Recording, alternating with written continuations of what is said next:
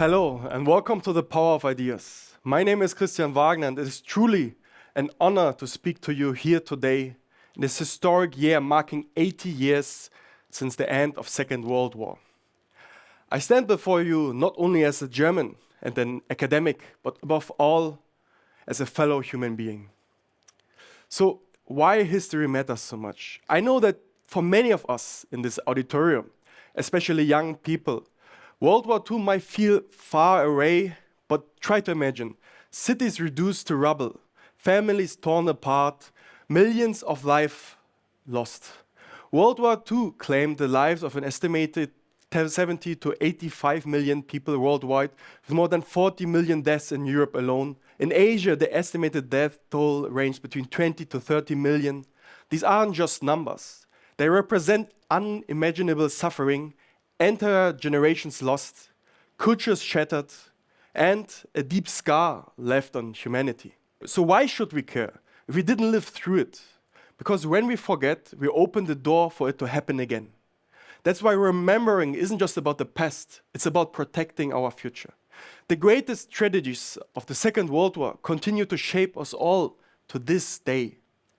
In Germany, our strong culture of remembrance has always shaped our perception. Mr. Willy Brandt, our former federal chancellor, embodied this with his kneel down in 1970 at the Warsaw Memorial. Peace is not everything, but without peace, everything is nothing. That has influenced the perceptions of generations of us Germans that we feel a special responsibility to secure peace and ensure that fascism does not rise again. But this responsibility is not Germany's alone.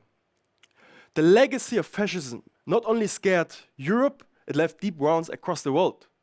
China, the Korean Peninsula, indeed all of Asia, unfortunately, had to experience this terrible moment in history. And in the fight against the Japanese aggression, suffered great losses. For example, in the so-called Manchukuo, on the Korean Peninsula, millions of people were subjected to forced labor, exploitation, suffering, torture, and even death. This is all more astonishing that Japanese military figures like Nobusuke Kishi, arrested by the Allied forces as a Class A war crime suspect, became Japan's prime minister in 1957. The extent to, let's say, Japanese denazification remains questionable. This raises a deeper question. Has the world truly learned the lessons of history 80 years after the end of World War II? When you look around, history seems to repeat itself in many parts of the world. Conflicts and wars, suffering and misery, massive refugee flows, and above all, the root cause of wars, in my opinion, have still not been addressed. We still do not understand each other. There's a lack of mutual understanding and empathy when it comes to the lessons of Second World War, even though today we live in an interconnected world. How can this happen? Economic interests are one thing, but getting to know each other takes much more. It's also about ideology, information, and specifically our perception. So how we can respect and understand each other in this situation?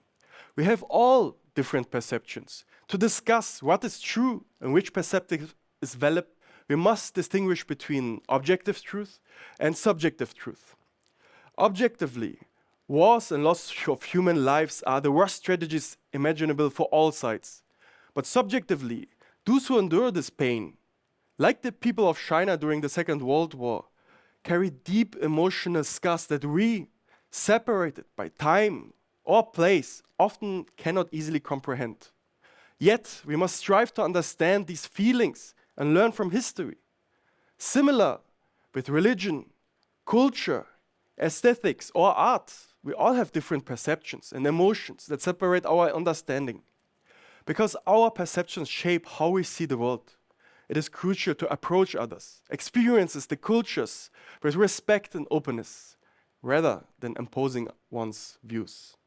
And I often hear from my African friends, they welcome the world, visitors, partners, investments, even assistance.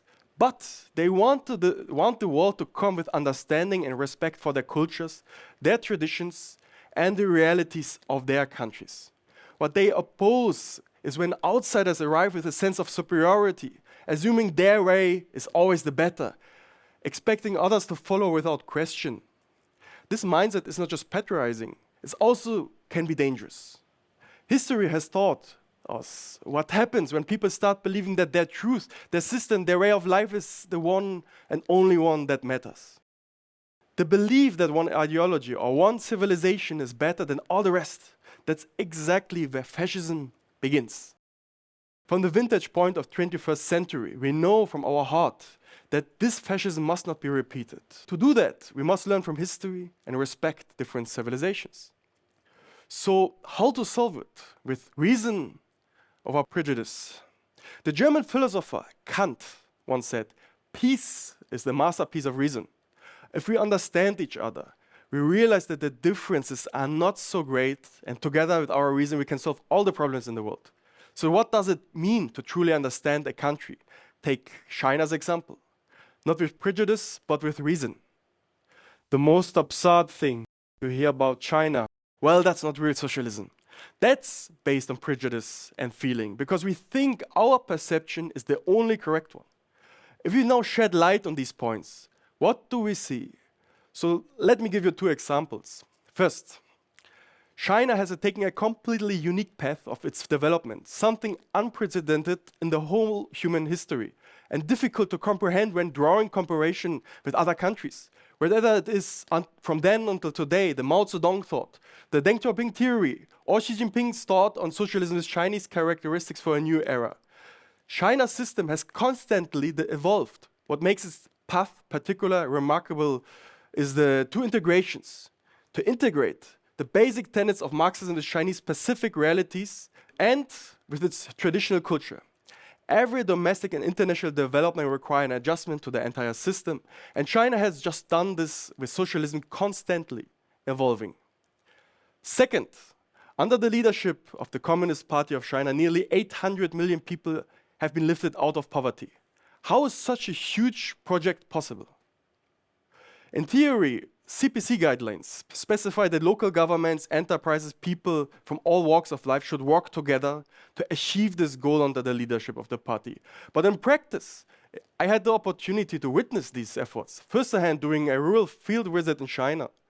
There I saw what poverty alleviation truly means. Farmers got new jobs, social security, housing, and local infrastructure.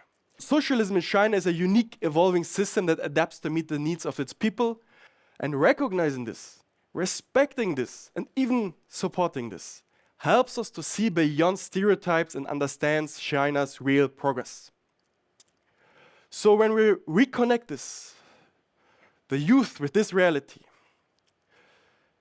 why do some people fail to see still this reality?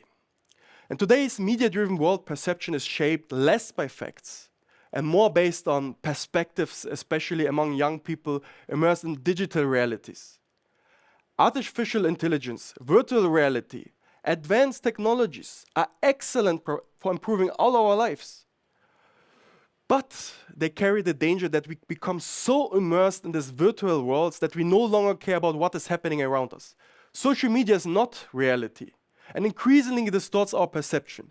We feel informed, but we just see a fragment. We mistake our emotions for truth, illusion for fact, and when perception is distorted, misunderstanding and conflict follow.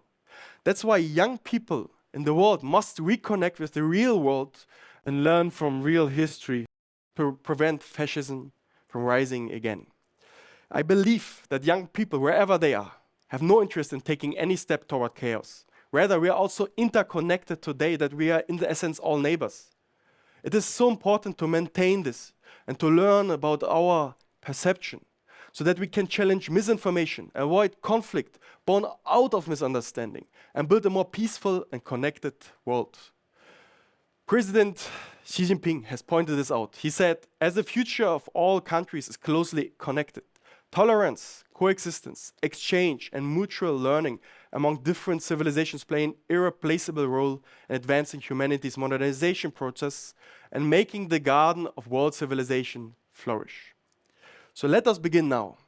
Hate can only create more hate. But when we understand each other, when we respect each other, and when we take history seriously and learn from its lessons, we can create peace and help humanity flourish.